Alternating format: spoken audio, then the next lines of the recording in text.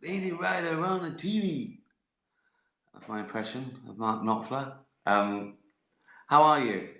Happy Saturday. Is it Saturday? It is, isn't it? Yeah. Again, not that it makes any difference to most of us now. I did a bit of work today. Doesn't matter, does it? What did I do?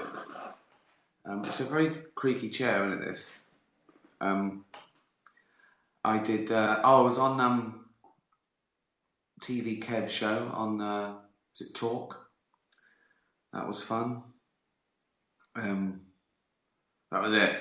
It looked like I was gonna do a list of work and achievements. No, that was it. We went for our hours exercise, did that, had lunch, had a snooze, played badminton. I dressed up as a dog because I gave Rupert the dog a challenge to dress up as me, and he did. And so he's a pest. He was giving me pressure to dress up as him, which was easier than I thought. Sort of naked with a little carrot with some onion roots in my belly button, and a black ping pong ball for a nose. Bosh. Rupert, the bellywinkle dog. What else? I got the, yeah, like you're like this, a little peek behind the curtain. Because I'm doing all like publicity at the moment, Netflix compile all the stuff they've done for their marketing and everything, and they send me like the report of all the things that have been in the paper, all the front covers, all the reviews, all this, right, and press coverage that we've done. That's just this week. I mean, it's incredible, right? As I say, I've done more than usual, and also I think it's a second series, so people are waiting for it. When the first one comes out, not everyone does a review because they don't know if people are going to watch it or, anyway. So, tons of stuff, like really good. And you look down and you think, oh, look, that's good. So they briefly tell you what it's like, all the positive reviews, comedy of the week, Radio Times, front cover, don't miss, Woman UK, that sort of thing. Front cover preview, positive, unmissable, things to watch, Sun Online, the best series of the week. So it goes down, like all that, right? So I'm looking at that, and then you get to the posh papers, and oh, hold on. Britain's most middle class woke paper doesn't like it as much, so no surprise there. I won't name them, and I won't name the journalist because that's not fair. He's a guy who's doing some work to earn a living. I'm cool with that, and it's his opinion. But I want to tell you something funny that he said. That's the point of this. It's not me whinging. This is the same paper, by the way, that really gave An Idiot Abroad a slagging. And I remember it because we talked about it, because Carl was really annoyed. Right? I think we talked about it on our podcast. I think we might even have talked about it in the show, one of those homecoming things, right? And Carl reads this, he's really annoyed, Carl. And one thing that annoyed him, he said, he slagged off the show. They said it was crass and boring, and he said it would even affect international relations, right? Imagine that. Imagine one of the leaders going, whoa, we thought we were allies, but no, not after that. Anyway, he said this show is ball-achingly dull. And Carl couldn't go over this. He was going, ball-achingly dull. However, I have never been so bored that my balls started to ache, right? And I could tell Carl was annoyed. I said, why do you care? Why are you annoyed? Everyone loves the show. Why do you care? Right? And I even looked up this bloke, and turns out he's a posh lad who wrote 2 travel books of his own with the combined sales of 430. Of course he's going to be annoyed at some fucking bald working class mank who makes hundreds of thousands of pounds to go around the world, right? So I always like, it's like if I get a slag in on someone from Twitter, I always look at their profile and go, oh, I know why. Okay. You know what I mean? So anyway, this review, 3 stars, so not bad, not bad. But the one thing I picked up on, he said, and this was like the lead line as well, so it wasn't just a throwaway, this was like, he thought was the important bit of this. He said, Gervais is not as funny in Afterlife as he was in The Office. No, it's true. That is true. I have an explanation. In The Office, which was on quite mainstream telly 20 years ago, I played a bumbling office manager who wanted to be the life and soul of the party to be discovered. So he'd dance and he'd sing and he'd do terrible jokes. So it's funny that. In Afterlife, I play a man whose wife dies of cancer and I want to kill myself. So, not as funny. And that is like going to Spielberg. Yeah, Schindler's List, 3 stars. Wasn't as much fun as E.T. No, it wasn't. But yeah, positive, all great, lovely, like just hundreds and hundreds of lovely reviews. So thank you thank you to even the bloke who gave me a bit of a pissy one, because you know, it all helps. Even a bad review helps because people go, this is bollocks. You know, people, it doesn't make any difference to the people who watch things. I've never seen anyone go, well, I thought I liked this show, but this fella doesn't like it, so maybe I don't. And particularly at this stage, you know, early on, they can make a difference. I imagine, in fact, not so much now, because of social media and everyone knows that their own opinion is all that matters. But it's still nice. It's all publicity is good publicity, I guess. But yeah, everyone makes their own mind up, which is really fantastic. I remember the first review I ever saw for The Office, proper slagging. I can say his name because it's been out there, and I don't even know if he's still doing it. It was Victor Lewis Smith, and said it was boring, awful, a summer stinker, he called it. And again, this is the funny bit of that. He said Gervais sometimes even fluffs his lines. Like, no, that was David Brent. Not that we wouldn't have left it in. Anyway, so yeah. How's everyone doing? How are you? Okay, I can't read. Did Jane find her friends? Pie and mash and chips, what? Bah, what? Derek, these are just one word things. What have you been doing? Ask me a question. Do you enjoy when I sort of take you behind the scenes a bit, like how the marketing works and how we count the reviews and all that? They don't do it so much here, but in America, like when a movie comes out and they've spent lots of, you know, money on advertising, they rate positive reviews and clips on telly with what it would have cost to advertise that. So if they get a clip on I don't know, Kelly and Ryan, and they say it was a 30-second clip and then the talk was like a minute and it was positive, they say that would have cost $200,000 or something. So they They do it like that as well. They cross check, are they getting value for their advertising versus, because editorial's free.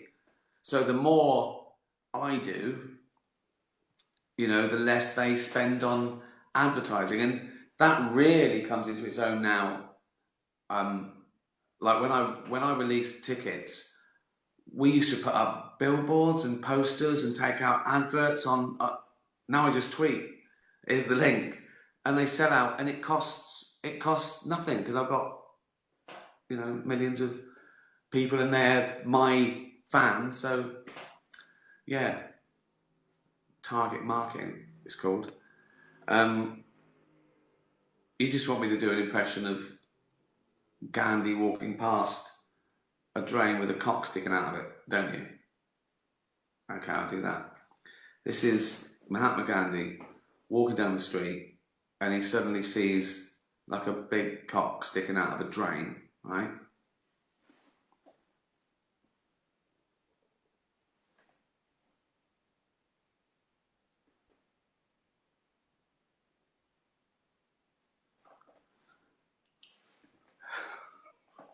All right. Cheers, everyone. Thank you for all the nice things you said about my virtual appearance on Graham Norton and the Late Late Show. And the clip went down a storm of the newspaper article following a woman who'd had botched surgery, and people love the outtake of the dog. Lots of outtakes to come. We've got about it's like 5 2 or 3 minute chunks of outtakes we've got to put out, but we don't want to put those out before the show, obviously. So maybe a week after or something, when most people have got a chance to see the show. Somebody said, how rich are you? And then someone said, who are you again? So I don't know who to believe. We sort of nearly, see that first bit was nearly sensible, wasn't it? A peek behind the curtain of marketing and publicity and using that. You put that back. Oh, that's one thing I talked about. That obviously a comedian's job is sort of like observations on the world. So one of the big things is media and social media and all that. And so I use that. So if I get like in Humanity, I did a 5-minute routine about this fundamentalist creationist from Texas saying that he can't wait to see me being raped by Satan. And that's like a gift to a comedian, if you talk about those sort of things. Some wouldn't. But I think, yeah, bring it on. And, a slightly bad review or a middling review, that's not interesting. But a real fucking slagging or a real mental insult, that's like handing me money. One of my favourite quotes is, the best revenge is living well. So these people can't hurt you, like trolls and people insulting you or whatever, bad reviews. They can't. They don't literally hurt you. In fact, you could use them. You can. That's like energy in a video game. Me running around. That gives me energy. Remember, when someone slags you off, and I don't get bad. I don't get trolled really, like once a month maybe, but I know some people do. But just look at their profile and it'll make you feel better. Honestly, look at their other tweets and it will make you feel better. And just remember, someone who's all they're trying to do is to make you as unhappy as they are.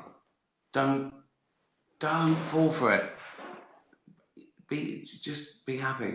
It annoys them.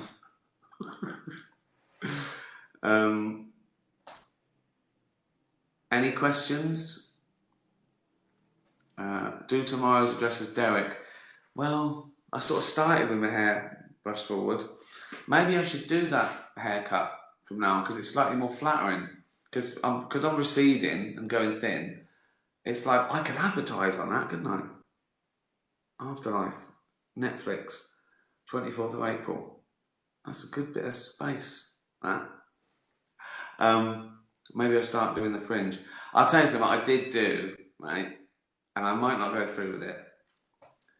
But I did order a black curly wig and some red glasses online yesterday to do Ray Stokes. But I don't know if I can be bothered. Does anyone know that character? Do you remember Extras? Remember the Office and Extras? Do you remember them? An Idiot Abroad. It's been like I would travel through my CV, hasn't it? Thank you to everyone who still watches those things, and Invention of Lying and Ghost Town has made a big resurgence since they went on. I don't know what they're on. Some are on Netflix, some are on Prime. You know. Yeah, so thank you. On the Willoughbys, my first animated feature as a producer is out next Wednesday. And I'm in it. Well, I'm not in it. My voice is in it as a cat, a sarcastic cat, which are based on Ollie. So, yeah, good for the kids. Just stick them in front of the telly for 90 minutes while you do your workout. Kids watch films lots, don't they? They watch it. Like sort of reports of parents saying, "Oh, they watch Frozen every day." So yeah, just stick that on in front of the telly. What else? You having a laugh? Someone just said, "Yeah, Ray Stokes." Right. How? How? How? I could just tell my old jokes as him. They always got to be like a bit of a carry-on type thing, a little bit of a bawdy pun. I think that, yeah. Send me some old sort of carry-on bawdy pun type jokes for Ray Stokes to do. How? I said how, and the vicar went how. I mean, if someone's right, I just think of someone who's 20, who's just tuned into this, doesn't know Extras, right?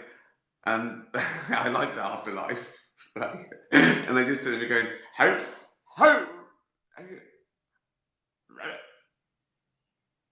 I mean, fucking hell, honestly. I will do this till next Friday, and you're on your own. Been fun. It's nice talking to you. Having a drink with 50,000 mates. Virtual, isn't it? The genie. I've been in that lamp so long, I'm bent out of all proportions. No pain, no gain. So that's I was funnier as the genie than I am as the suicidal widower. Oh, what else? I hope you're keeping well. At least another 3 weeks like this, and then obviously, even if they lax little bits and pieces, it'll be a long time getting back to normal. But I should say as well, obviously we've all been clapping the nurses and all those people in hospital, which they are amazing. But as someone pointed out yesterday, and cleaners, the cleaners, the porters, you know, postmen, delivery people, all those road sweepers. They're all still doing it. They're all still doing it. So yeah, is Tony a nihilist? Not. I mean, he dabbles with it, but a lot of his stuff is like he's being provocative and he's trying to sort of hurt people, and I don't know. It's difficult to say. I don't. The one thing he wants, he can't have, so he's angry that he has to compromise. He had the perfect marriage, and he doesn't know how to act or feel anymore. He's confused. He's in pain. He's ill. He's properly ill. You know, if you're not right there, you're ill, and you can't just snap out of it. You know, you can even know you're not acting normally or well, but what can you do if you don't feel good? That'll do. Do we get serious there? Well, that won't happen again. Well, I did Gandhi walking past a cock in a drain, and then and I was worried a little bit too highbrow. Right.